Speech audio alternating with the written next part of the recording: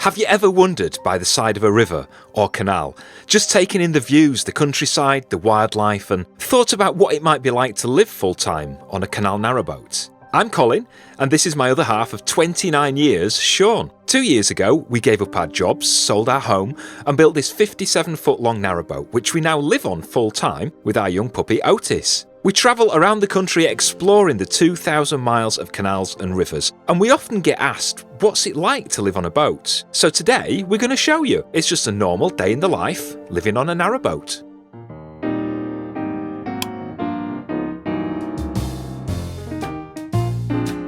What? You getting up?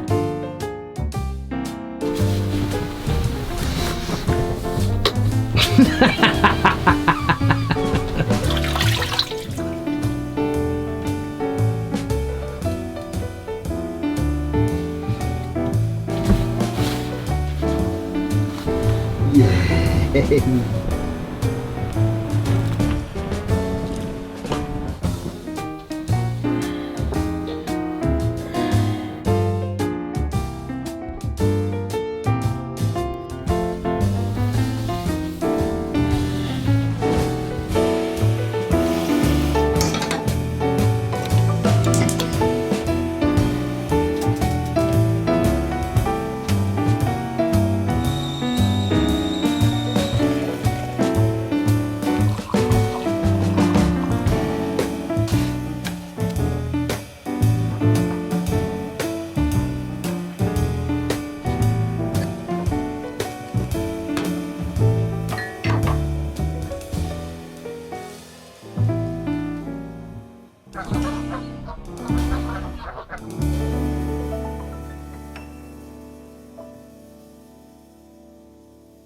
Hello. Good morning. And welcome to Narrowboat Silver Fox. This is our little home, our 57-foot long by 6-foot 10-inch wide narrowboat home. And you've got to do things a bit differently when you live on a narrowboat, haven't you? Yeah, you have. It's like this morning, Shaun has to get out of bed first. We've got a king-size bed on the boat. Yeah. But because the boat's only 6-foot 10-inch wide, in fact it's smaller inside, it's like the opposite of a TARDIS, isn't it? It is, yeah. So Shaun gets up first, and he'll usually see to the fire. We've got a multi-fuel stove to keep the boat warm, and then he'll take Otis, our Cocker Spaniel puppy, out for a wee. He has his wee before mine. Yeah, then you have your wee, don't you? One of several. So I generally crawl. Well, I'm generally pulled out of bed. No. That was brutal. What you No, did. that was this morning because you wouldn't get up. I get up at about 7 o'clock. I don't think that's late. Yeah, and what time were it this morning? I don't know. But you do have to do things a bit different when you live on a narrowboat. Yeah. And that's hopefully what we're going to show you on today's episode. We're going to go for a little cruise and get some water, because when you live on a boat, you have to make sure that you've got enough water and food and diesel and coal and bits and pieces like that. On the way to the water point, there's a supermarket, so we're going to stop and get some shopping, because what are we having for lunch? I'm making a beef stew today. Beef stew. So grab a coat. It is very chilly out there today. You're going to need a coat and maybe a hat and some gloves. Yeah. And join us. Yeah. First things first, we need to take down the long chimney stack and the pram cover from the back of the boat. Otherwise, they could get caught under the low bridges and get ripped off, and we don't want that, do we? Now, the pram cover's really handy because it gives us extra space on the stern deck of the boat, especially during the winter, but we can also use it if we want to cruise in the rain. To be honest though, that doesn't happen that much, not because we're scared of ripping off the canvas, we just prefer to cruise when it's dry.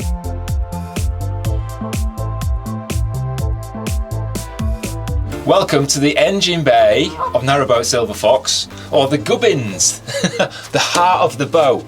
Before we do any cruising, even though we're only going to do a short half-hour run to the water point at Bugsworth Basin, we always give the engine a check before we move anywhere. And I'm going to show you what we do and how we do it. All we need is a pair of black protective gloves. We've got some blue roll, and we've got some kitchen spray just in case we need it.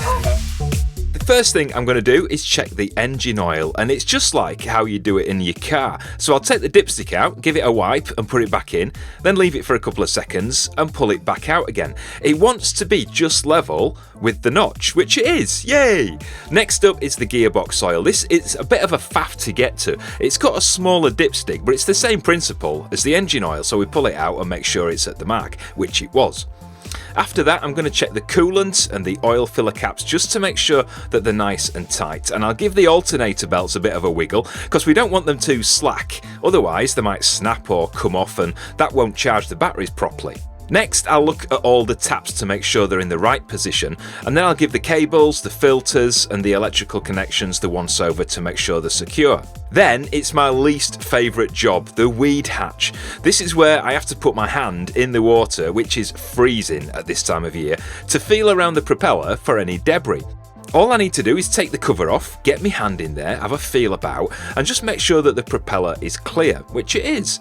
Now, some people like to wear gloves to do this, but you can't really get a good feel about what's on the prop when you've got big heavy-duty gloves on. Well, everything's clear down there, so the cover can go back on and we'll screw it down nice and tight. Finally, I'll give the engine a quick clean before I put the deck boards back on. With all the engine checks done and the covers down, Shaun can start the engine, undo the mooring chains, and we're ready for off.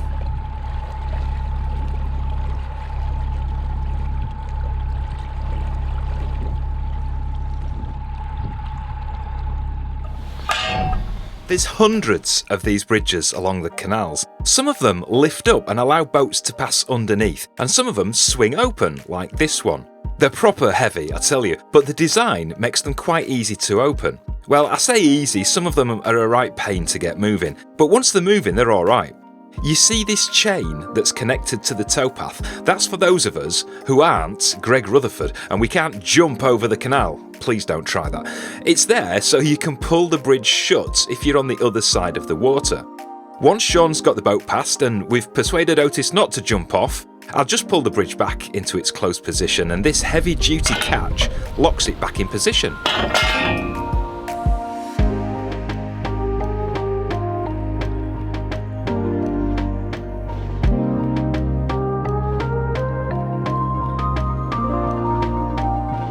That lift bridge were a bit chilly on my hands. I forgot to put my gloves on. And it's trying to snow. It is trying to snow again. Now, when you live on a narrowboat, it's really irrelevant if it's snowing or windy or drizzling or mizzling or blowing a hooligan, I don't know. You still need water. If you need water, you need water. So we've got to move. Yesterday, it absolutely chucked it down all day. So we thought we'd wait until today. I'd rather go in the cold than the wet, Yes, wouldn't you? yes.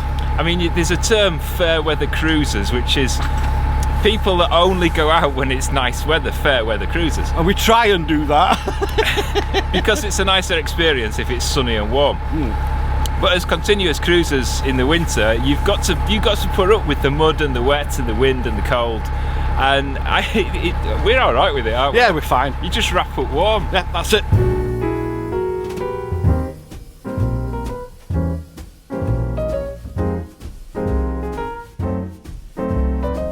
Question we get asked quite a lot is, what's the speed limit on the canals? This speed. The Canal and River Trust says 4 miles an hour on most of the inland waterways. Yeah. But in reality, I mean, we're doing about 2 miles an hour, if that. 2 or 3 mile an hour. Our tick over speed is about 2 miles an hour, maybe just under. And that's about 700 or 800 RPM on the engine. And that's slower than walking speed. It is, and when you're passing moored boats, like we are at the moment through Furness Vale Marina, it's important to keep a slow speed because the faster you go in, the more movement you create in the water and wash, and that moves moored boats. It can even pull pins out. If they're moored into the ground with pins, the movement can pull the pins out and the boat is off on its own. Which is not a nice surprise for the owner when it comes back in March to find it.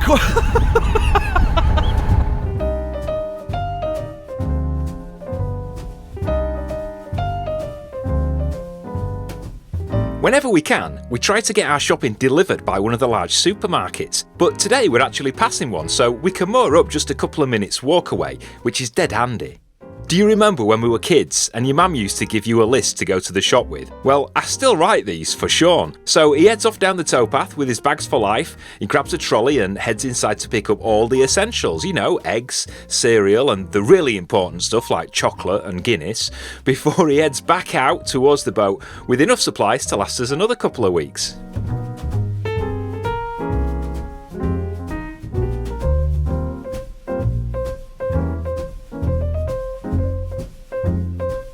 When you live on a boat, you miss out on some of the luxuries that you get living in a house, like running water and unlimited gas and electricity. We have to make sure that we've got enough water and gas for cooking and diesel for heating and propulsion and coal or seasoned wood for the stove. We also need somewhere to safely get rid of the rubbish.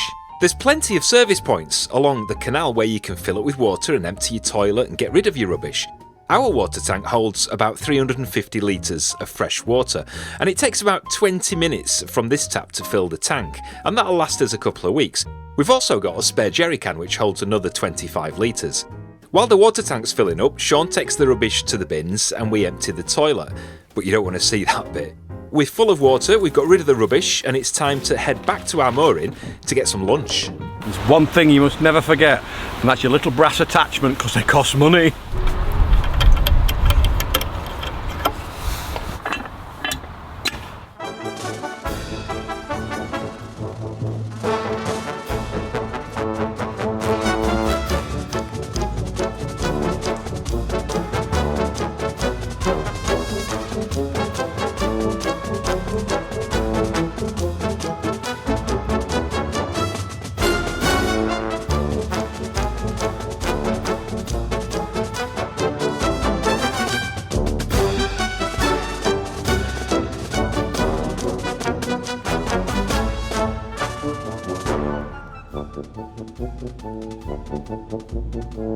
We are in the galley. We are. Well, Shaun's in the galley. I'm not allowed in the galley while you're cooking. No, it's not. He hisses at me. He actually hisses at me. But I think that goes back to your Navy days, doesn't it? Yes, no one was allowed in the galley on board ship. And how many people did you use to cook for? Oh, about 300 or 400. You had 300 or 400 men on one ship. Absolutely. It's no wonder he had a smile on his face in all them photos. Talking of beef, what are we having today? We're having beef and vegetable stew cooked in the thermal cooker. And what does the thermal cooker do? It cooks basically exactly the same as a slow cooker, but you don't need any power. Wow. So, right, you better show us how to make this beef stew. First, we're going to peel the potatoes and chop them into large bite-sized pieces. Next, we peel and chop the carrots into large bite-sized pieces. Next, we quarter the mushrooms. Next, we chop the tomatoes. Next to do is chop the onions, roughly chopped, into about 1-inch pieces. Now we're going to get a different chopping board because we're going to chop the beef.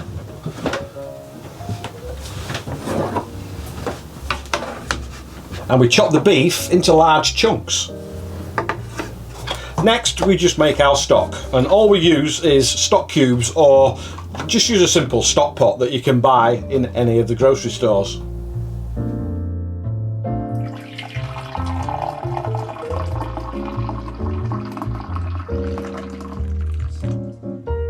Now I've got about a tablespoonful of olive oil in the frying pan, and we're going to brown the meat off.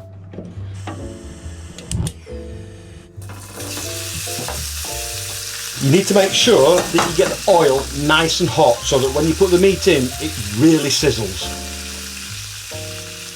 Now the meat's browned off, we will put a couple of tablespoons of flour in there and then cook that through. And when this is cooking in the thermal cooker, this will help thicken the gravy.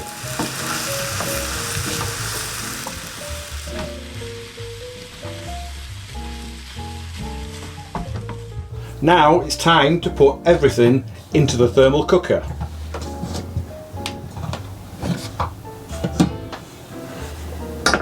So first we put in the beef. Then we put in the potatoes and the carrots. Then we put in the mushrooms and the onions. And then the tomatoes. Then we add the stock. Don't worry about this being quite full, it will reduce down as it cooks. Then once you've got the stock in, all you need to do is make sure it's covered by adding extra water just to the rim there. Now we're going to put the lid on the pan and then we're going to bring it to the boil and simmer it for 10 minutes.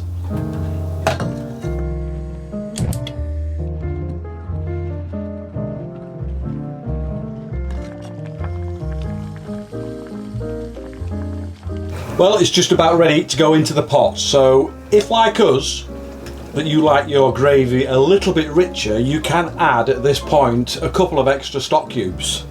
And if you notice now it's come to the boil and simmering, the vegetables and the sauce has now reduced a little bit.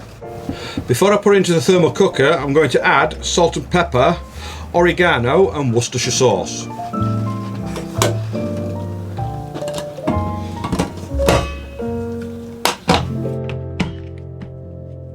I think we timed it just right going for water this morning, because if you were looking through the window, you'll have noticed it started snowing while Shaun was preparing dinner. Yeah, and if you want the recipe for that dinner or want to know more about the thermal cooker, we've put it in the video description. While the beef stews, well, stewing, we'll take Otis out for his afternoon run.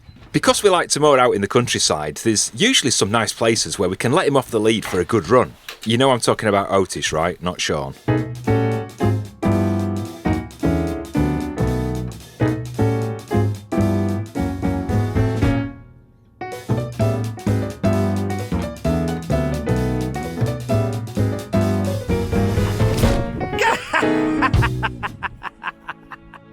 If you've watched any of our previous vlogs, you'll know that I have a lot of issues with stress and anxiety and depression, mostly caused by my high-functioning autism.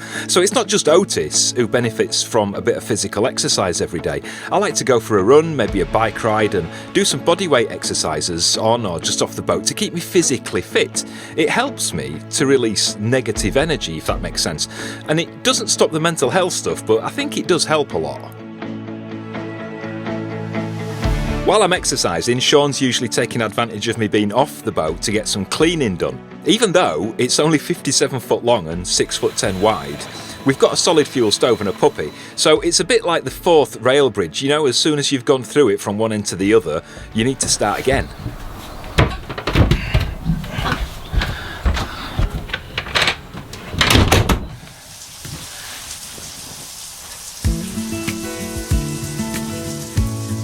I generally do all the filming and editing for our YouTube vlogs, and sometimes I'll need to convert the bedroom into a mini sound studio to record voiceovers like this. Each vlog usually takes me about a week to produce, that's including the filming and all the editing. We also do our best to keep up with all the social media because we like to reply to every single YouTube comment, all our Twitter and Facebook and Instagram replies, and the dozens of emails we get every day.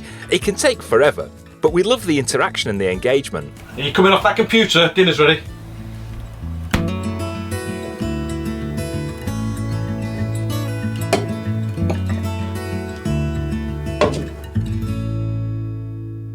When we built the boat, we had an external antenna fitted on the roof. It's connected to a router in the saloon, and it means that we can have Wi-Fi for his computer and phones, and also our television, so we can watch Netflix and Amazon Prime and all the on-demand channels.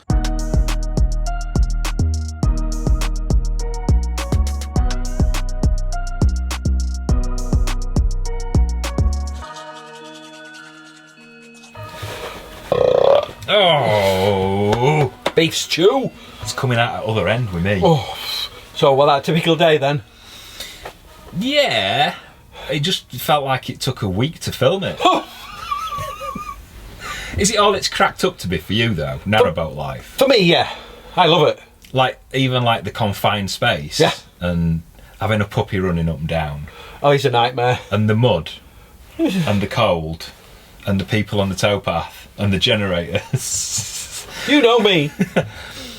I suppose it's all worth it. It's just, I don't know. It takes some adjustment, doesn't it? Yes. And if you can adjust to the lifestyle, I think you find that the benefits, more often than not, will outweigh the negatives. Are we done yet? We're trying to talk to him and explain what a day in the life is. Are we done yet? Go to bed if you want to go to bed. Go to bed. Tonight. Oh well. We hope you've enjoyed your little day in the life with us. Take all the duvet. Yeah. If you're not already and you'd like to see more of this weirdness, please subscribe to the channel. If you've enjoyed this particular episode, give the video a thumbs up. And if you want YouTube to let you know every time we release a new episode, just hit the notifications bell and YouTube will let you know. It's every Friday at 4 o'clock usually, anyway. If you'd like to support the channel, you can do it by becoming a member of our YouTube channel. There's a join button on our homepage, or you can do it via Patreon. There's a link somewhere above Shaun's head. Can you hear him snoring already? You alright? Oh, bless him. We hope you've enjoyed this, and take care of yourselves, and we'll see you next week. Bye-bye.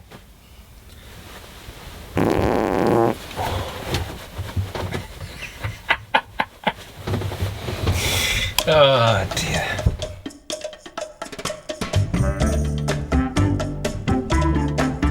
I've just learned something after 29 years that I never knew about Shaun. What? And that's that he can make himself burp by swallowing burps. Haven't you? How have I only just learned that after 28 years? You just swallow a bit of air and another one. That's hilarious. Can you do it from your bum as well? No! Back in a moment. We live on a... Oh, it's... He'd just have to climb over me. I've done that a few times in the past, haven't I? Then you have your morning. And you're like, ah! Are you going to show us how to make a beef stew? We are. It's absolutely freezing. We can put it wherever we want, excuse the pun,